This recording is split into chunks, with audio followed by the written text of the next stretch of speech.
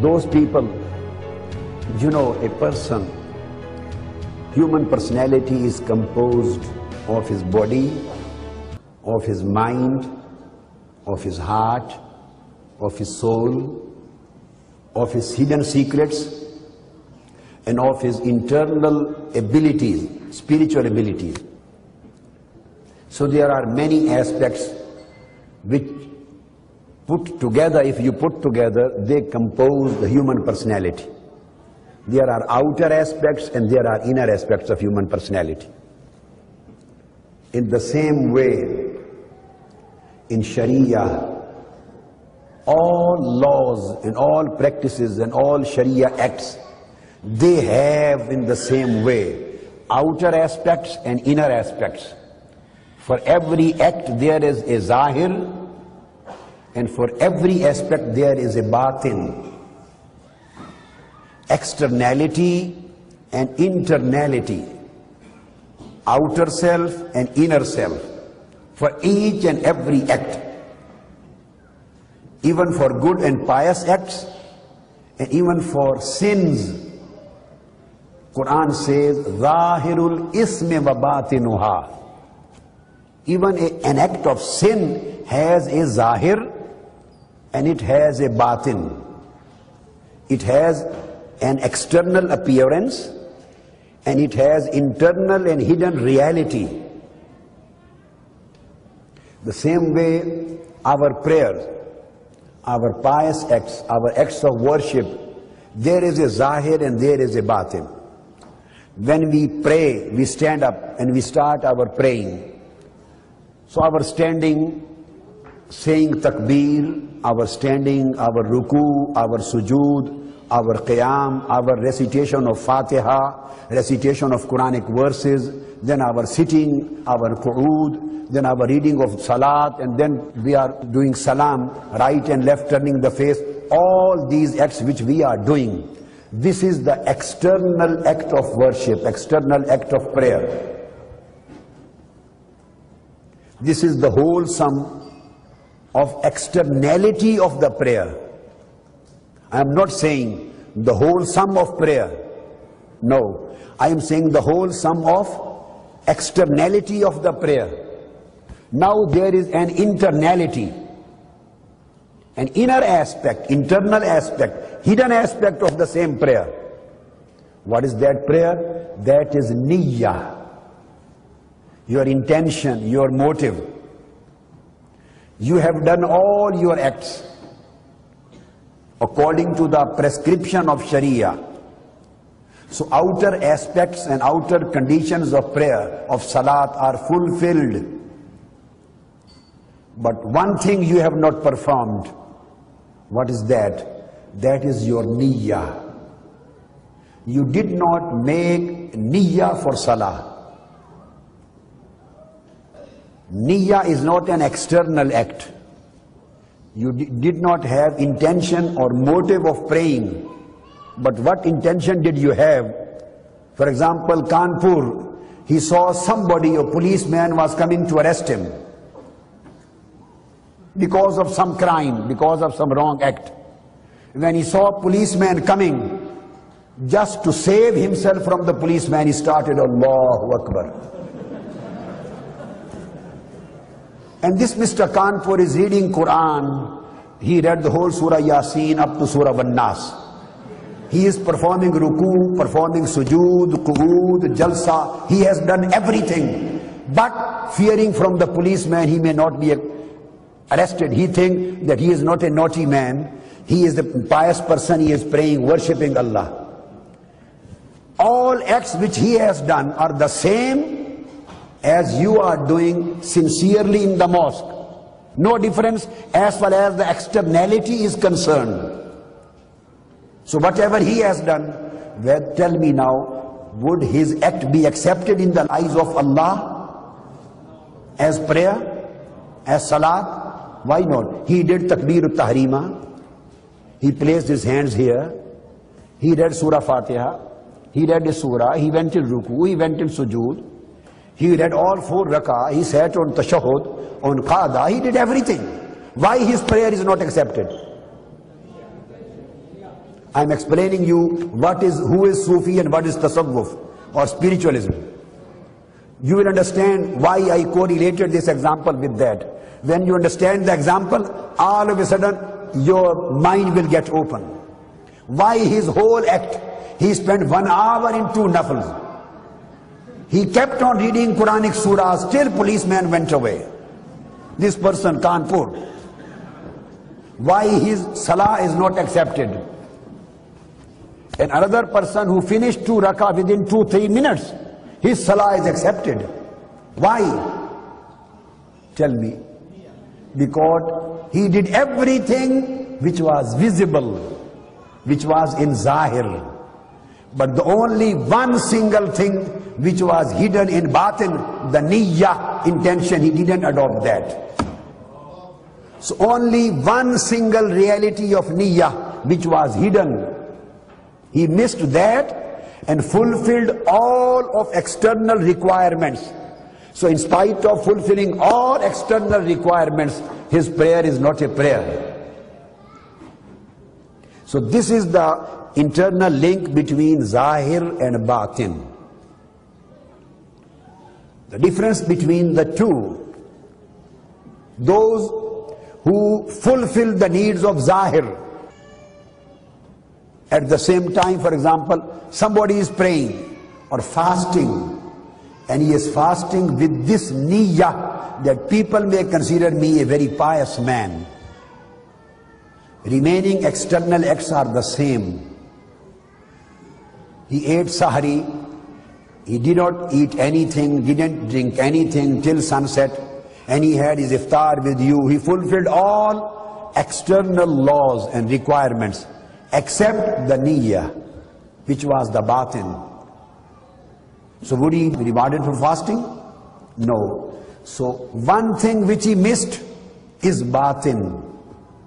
And all other things which he performed, dozens of other things which he performed, they are zahir. So it means dozens of acts in external existence, zahir, dozens and dozens of acts, they are rejected because of just one act which is hidden. So correcting the acts of zahir is known as fiqh and sharia, and correcting the act of batin, the hidden, that is known as tasawwuf and Sufism. That is the tariqah. So it is to balance between the two. It is to balance between the two.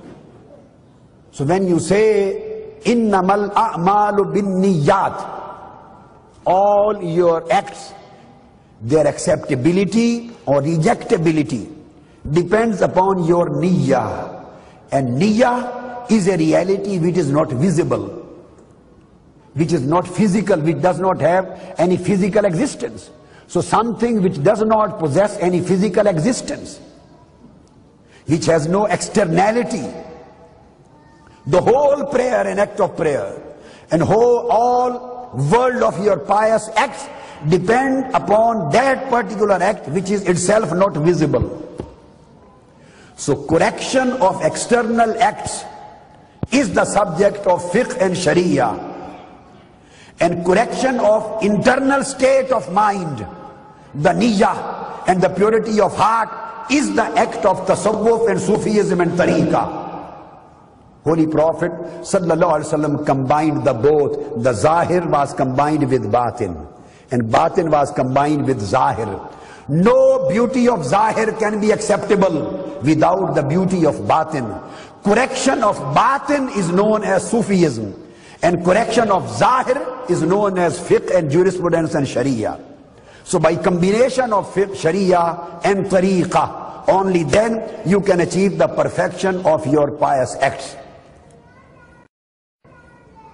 So Holy Prophet sallallahu alaihi wasallam prepared a full group of people who were named Ashabus Suffah. Ashabus Suffah, they became the torch bearers and founders of Sufism in history of Islam. And they were direct students of Holy Prophet sallallahu ta'ala alayhi wa sallam. And all other companions, they were not specialists in Sufism, but at the same time, occasionally they also used to practice it. So these both groups were prepared by Holy Prophet. This was a speciality, as some of them became the people of war, some of them became people of knowledge, some of them became people of law and jurisprudence, some of the companions became people of tafsir, exegesis of Quran, some of them were very famous in act of charity, supporting financially the whole of Ummah. So in the time of the Holy Prophet sallallahu alaihi wasallam, these specialities had already started. Same was in the time of Tabi'een, followers. And the same carried on in the time of Atba'ut Tabi'een, the successors of followers. So at that time, Quran mentioned 4 particular duties of Holy Prophet sallallahu alaihi wasallam. Quran says, "Yatlu alaykum ayatina, wa yuzakkikum, wa yuallimukumul kitab, wal hikmah, wa yuallimukum ma lam takunu ta'lamun." When companions used to sit in the company of Holy Prophet sallallahu alaihi wasallam, he used to recite the verses of Holy Quran on them. So some of the companions became specialists of reciting verses of Holy Quran, specialists in recitation of Holy Quran. So those who specialized in recitation of Holy Quran, they became Huffaz and Qurra. Through them, Quran, the book of Almighty Allah, was saved, protected and secure, and it was conveyed from generations to generations. Then there were some of them, Quran says, "Yatlu alaykum ayatina wa yuzakkikum." We come to the third thing. Then said, "Wa yuallimukumul kitaba wal hikmah." I will take the second matter later. So the third category was yuallimukumul kitab. So some of the companions became scholars, became the jurists, became exegetical specialists, became authorities on Islamic law, like Abdullah ibn Mas'ud, like Abdullah ibn Umar, like Abdullah ibn Abbas, like Abdullah ibn Mas'ud. So some of them became specialists, mujtahid, lawyers, jurists, specialists of law. So through them, the law of Islam was propagated, communicated to the Ummah. Through them, the Sharia commandments were communicated and compiled. And second word was used, yuallimukumul kitab wal hikmah. Holy Prophet ﷺ teaches you kitab, the commandments of kitab, and wisdom of kitab. Wisdom implies logic, philosophy, reasoning, science. So some of the companions became specialists in the logic of Quranic commandments. Some of them specialists in the science of Quranic commandments, in scientific and logical interpretation of commandments. So jurisprudence emerged out of that. Logic emerged out of that. Philosophy emerged out of that. Sociology emerged out of that. Embryology emerged out of that. So all various religious and secular sciences emerged from Quran through the fountain of Al-Hikmah. All religious sciences, juridical sciences, jurisprudential sciences, and legal sciences, these sciences emerged from Quran through the fountain of yuallimukumul kitab. So recitation of Quran, of Holy Prophet's act, created Qurra, the Qaris. The legal interpretation of Quran created jurists and scholars and ulama in the Ummah. And wisdom, hikmah, created the philosophers and scientists and interpreters and intellectuals for the ummah, so that Islam, the deen of Islam, may be interpreted and reinterpreted and presented and reinterpreted and presented in a logical way, in a scientific way, in a methodological way, in a jurisprudential way, according to the times of various ummah. Now these were two sources. Now come to the second source which I left. Yatlu alaykum ayatina wa yuzakkikum. I took first and third. Tilawatul ayah and talimul kitab wal hikmah. I have taken two. Now we come to the second thing. Quran says that this is again the duty of Holy Prophet sallallahu alaihi wasallam. What? Yuzakkikum. He purifies your inner selves. He purifies your inner selves. So those companions and those followers among the ummah of Holy Prophet, those who specialized in recitation of Quran, they became qaris and they became hafiz and Quranic reciters. Those who specialized in talimul kitab, they became the jurists and the lawyers of Islam and a'immah. Those who specialized in hikmah of Quran, they became the Muslim philosophers, they became Muslim scientists, they became the logic specialists. And those who specialized in Yatlu alaykum ayatina wa yuzakkikum, and he purifies your inner selves. He purifies your inner self. So outer things are finished. Now this is a concentration or your inner part of personality. He purifies not your bodies, your nufus. Qad aflaha man zakkaha. He is the successful person who has purified his soul. So now he purifies the souls. He takes bad likings, wishes, lusts, greeds out of your soul. He purifies your inner self from the inner existence of sins, and he puts Allah's love in your soul and in your spirit, and he puts the nearness of Almighty Allah. He gives the taste of nearness of Almighty Allah to your soul and heart. So this act of purification of self, tazkiyah, qad aflaha man zakkaha wa qad khaba man dassaha. The one who has purified his inner self, he is really successful person. And the one who couldn't purify it, he may be a scholar, he may be a exegesis specialist of Quran, he may be a jurist, he may be a speaker, he may be a preacher, he may be anything. But if his batin, his soul is not purified, he is not on a right track. He is not saved. He is not successful. So that's why the second prophetic obligation was mentioned, yuzakkikum tazkiyatun nufus. So those who carried out among the companions of Holy Prophet, among their followers, among their successors, among the ummah, those who carried out the function of self-purification because of tazkiyah and safa.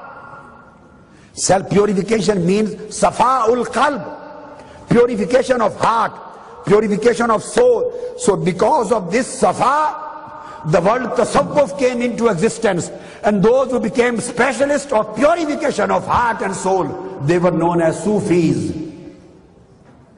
Those who became specialists in Quranic recitation, they were known as Qaris, Qurra. Those who became specialists in Quranic interpretation and Hadithic interpretation, they were known as jurists and ulama and fuqaha. Those who became specialists of hikmah, they were known as philosophers and hukama. And those who became specialists in inner purification of heart and soul, they were known as Sufiya. So it means in the same way as the ulama are successors of Holy Prophet, through the channel of yu'allimukumul kitab, as the hukama, the philosophers, the scientists are the followers of Holy Prophet, through the channel of al-hikmah, as the Hufaz and Qurra, Quranic reciters, are the followers and servants of Holy Prophet through the channel of Yatlu Alaykumul Kitab, Tilawatul Ayat. In the same way, the Sufis, the saints, the awliya and Sufiyat, they are true followers of Holy Prophet through the fountains of Tazkiyatun Nufus. And the fifth, يُعَلِّمُكُمْ مَا لَمْ تَكُونُوا تَعْلَمُونَ. When their inner selves become purified, then Almighty Allah reveals His secrets unto them. Their secrets are unveiled. Then they start knowing the hidden secrets. And from Sufi, they become Arif. So Ashabu Sufa, this was the group of Sufiya, the Sufis among the companions of Holy Prophet sallallahu alaihi wasallam. Ashabu Sufa. And the same people, these were in the time of companions, in the time of their followers, Tabi'een. Imam Hasan Basri, a great Tabi'i, says that I met a Sufi, and you can find in every authentic book. Imam Hasan al-Basri, the great Tabi'i, who was born in the days of Sayyidina Umar radiyallahu ta'ala anhu, 20 Hijri he was born. He says, I met a Sufi performing tawaf around the Kaaba. Imam Hasan Basri says, Ra'aytu Sufiyan yatufu bil Kaaba. He was performing tawaf of Kaaba. I saw him, I wanted to help him financially. I wanted to give him something. I took some dinars and tried to put in his hands, and he didn't accept. He said, Allah is sufficient for us. So those who have made Allah sufficient in their life, they are Sufis. And Sufis are from Safa of Qalb, purification of heart, purification of soul, purification of inner self. The last thing, a beautiful example, for example, the law and jurisprudence of Islam requires you to perform your wudu, to stand facing towards Kaaba and pray according to the commandments of Sharia. You have done everything, so according to Sharia, according to Islamic law, your prayer, your salat is complete. So I want to explain what is the link between the Sufism and the Sharia or the fiqh. Fiqh says, Islamic law and jurisprudence says, your prayer, your salat is kamil. Tasawwuf, Sufism says, not yet. Not yet. Now you ask, why my prayer is not yet complete and perfect? Sufism says that you are facing towards Kaaba, but your heart was not facing towards Allah. So fiqh is interesting to put you straight facing towards Kaaba, and tasawwuf is interested to put your heart straight facing toward Almighty Allah, the Rabb of Kaaba. So if your bodily, this face is toward Kaaba, your salat is perfect according to fiqh. And if your heart is facing towards Rabbul Kaaba, the Lord of Kaaba, then your salat is perfect according to tasawwuf, Sufism. Sufism fulfills the requirement of the purity and sincerity of your intention. Purity and sincerity of intention is never the subject of Islamic law. I am saying a very significant thing. Take up the fiqh, Kutubul fiqh, Hanafi fiqh, Shafi'i fiqh, Maliki fiqh, Hanbali fiqh, Jafri fiqh, Salafi fiqh. You may take any book of fiqh in your hands and read the chapters. They will start from Tahara, Ghusl, Wudu, this and that. Then they'll come to the prayer, Salat and Som and Zakat and Hajj, and then all halal and haram. everything religious and secular would be mentioned there. I'm telling you a very significant point. And last, there are thousands. I have delivered 100 lectures, and every lecture, every episode of 1 hour on this subject of Sufism. 100 lectures. And every lecture is of 1 hour duration. It means 100 hours on concept of Sufism. 100 hours on this particular subject. So I am closing this subject by saying, you go to the books of fiqh, the books of Sharia, Hanafi, Shafi'i, Maliki, Hanbali, Jafri, Salafi, anything, they will start from purity. Purity, from ghusl, from wudu, from cleanliness of your clothes, cleanliness of your body. Then they will start the matter of adhan and salat, then zakat and hajj and so on onwards, so far and so forth. No single book of fiqh of any school of law will discuss the matter of purity of intention. Purity of intention. No book of law will ever discuss the subject of sincerity, al-ikhlas. No book of fiqh will ever discuss the subject of closeness and nearness of Allah, achievement of the pleasure of Allah. All these subjects which deal with your heart, which deal with your intention, with your niyyah, purity of heart, purity of thought, purity of ideas, sincerity, nearness of Almighty Allah, love of Almighty Allah, your heart submitting to Almighty Allah, seeking for His pleasure, rida of Allah, the pleasure of Almighty Allah, nearness of Almighty Allah. All these subjects you will never ever see in a single book of fiqh. Maybe Hanafi, Maliki, Shafi'i, Hanbali, Jafri, Salafi, any book. You will never see these subjects over there. And the question is that Holy Prophet says, Innamal a'malu bin niyyat. All your acts depend upon your niyyah, your intention. If every act and acceptability of every act or rejectability of every act completely depends upon your niyyah, the hidden thing, the motive, the intention which is hidden in your heart. Are you committing the act of riyah?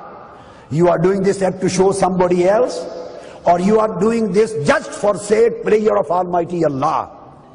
This is the sole criterion on the basis of which your acts are going to be accepted or your acts are going to be rejected.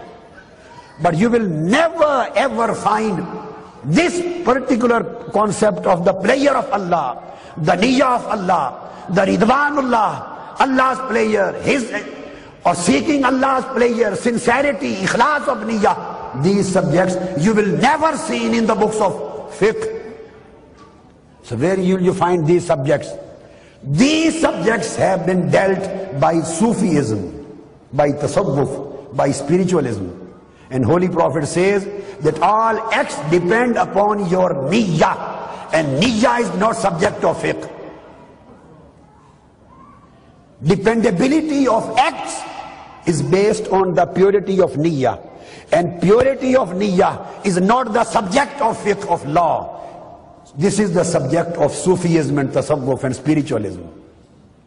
So it means every act which is away from spiritualism and tasawwuf and Sufi path, that is not able to be accepted in the eyes of Almighty Allah.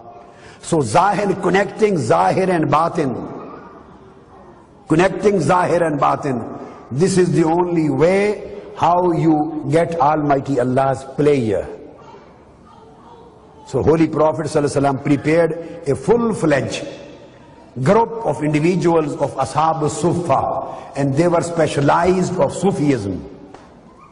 Ashab al-Suffa, they were specialized on Sufism, on spiritualism, on spirituality, and they were always busy in cleansing their inner self and developing and promoting the abilities of their spirit and soul. So this is the basic thing which we have to deal with.